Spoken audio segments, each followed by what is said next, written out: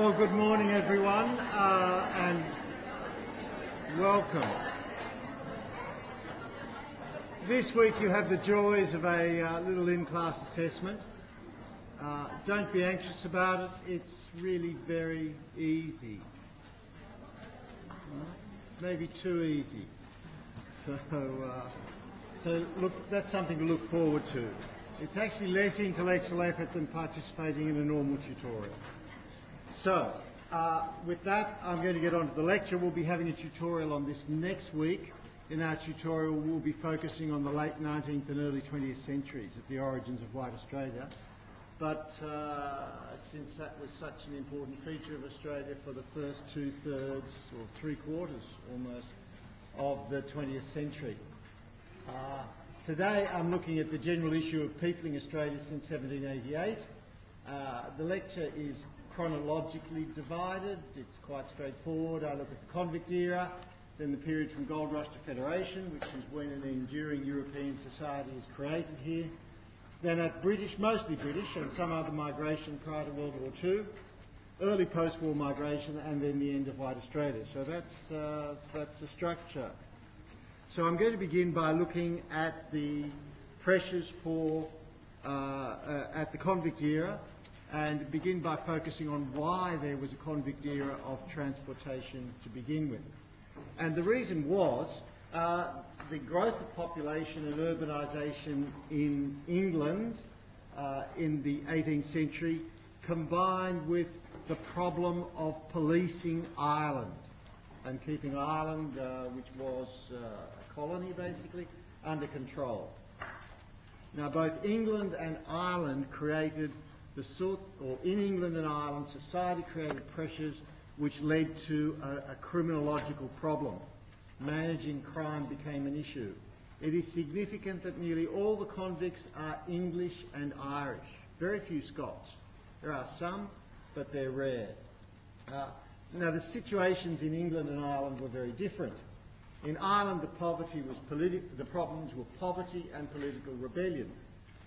In England, by comparison, the problems were those of an increasingly affluent society, the beginnings of industrialisation, but with that affluence came great social dislocation, movement of populations from countryside to city, where people had more money in their pockets than ever before, but not everybody was getting it.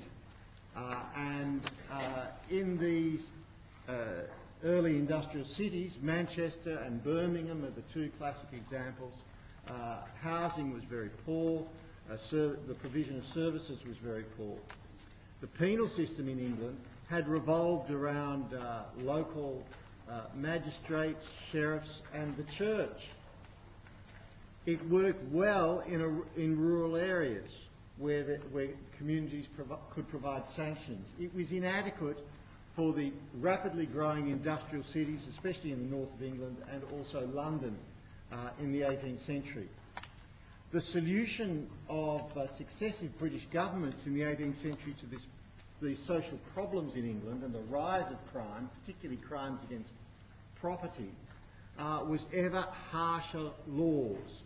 So a vast increase in the number of crimes dealt with by the death penalty.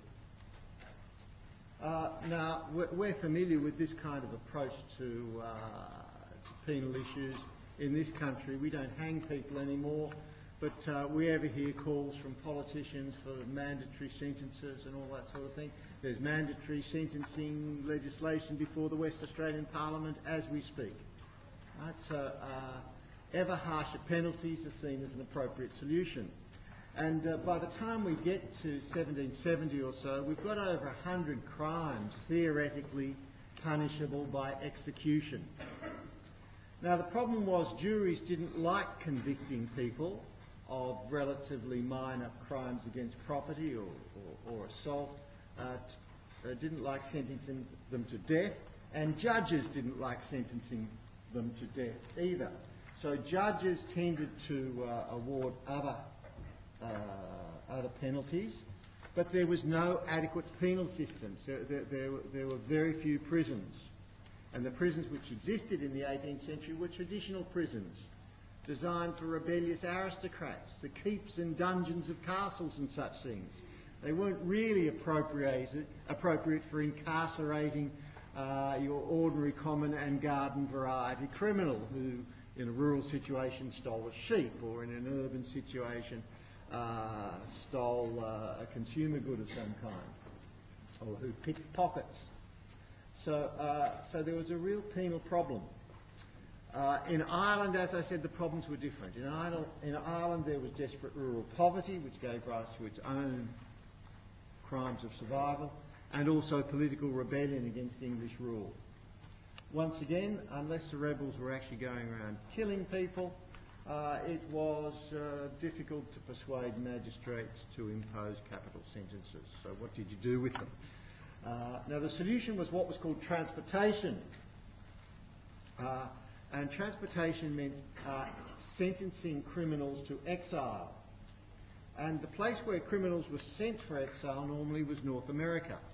North America, of course, was short of population and rich in land. It always needed more labour. And so convicts were exported there and then allocated to settlers as indentured labour. It was another form of slavery, in effect. And the early political economy of New South Wales was in many respects a slave economy. So that was the philosophy behind exporting convicts. Now the American Revolution in 1776, contrary to myth, did not actually end the transportation of criminals to North America. The Americans were still quite glad to get British convicts because everybody likes free labour, or at least every landowner and man of capital likes free labour. So it did continue, but it was certainly politically less attractive to the Americans, and of course the British government lost total control of the penal process. Once they were sent to North America, they were then under the jurisdiction of the United States. And so that meant the British government had no control, and it didn't particularly like that. So the solution was the decision to set up New South Wales. Now we're not going to discuss in this unit the motives for the colonisation of New South Wales, but undoubtedly the immediate problem was large numbers of convicted persons and nowhere to send them. The solution was to put them on abandoned warships, hulks, in the Thames and in ports like Portsmouth and Southampton.